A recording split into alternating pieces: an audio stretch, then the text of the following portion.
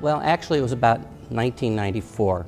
I was the assistant director of the upper school at Blake, and I got a phone call in the middle of the summer from my headmaster, and he said, "Frank, our director of college counseling quit.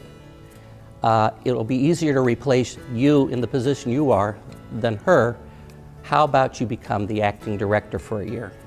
Now here I am 20 years later, I'm still the acting director of college counseling. Back in the middle 90s, I lost an election, and it was hard.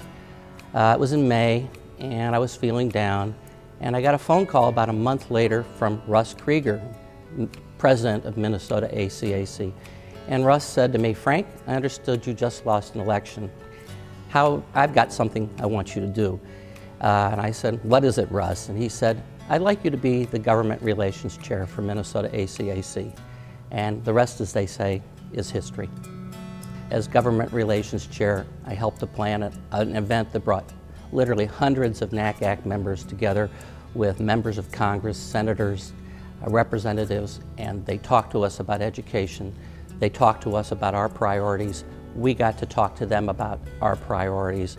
We fanned out across the Hill, visited offices throughout Washington, D.C., and we carried the banner of NACAC's priorities for equity and access.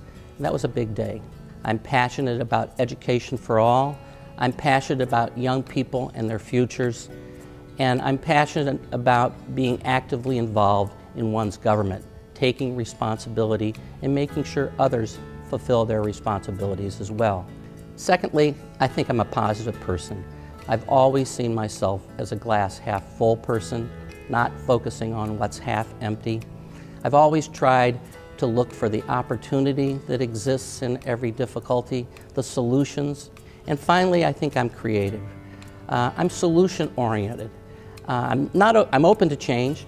I'm not necessarily looking for change's sake, but one of my favorite sayings is, you know, I'm firm in my position right up until the moment I change my mind. I'm reminded of what Margaret once said. A small group of thoughtful people can change the world. Indeed, it's the only thing that has. So get involved, take a risk. Small groups of people change the world every day. You can make a difference. NACAC has many small groups of people who work together to make change, and they have. You too should be one of them.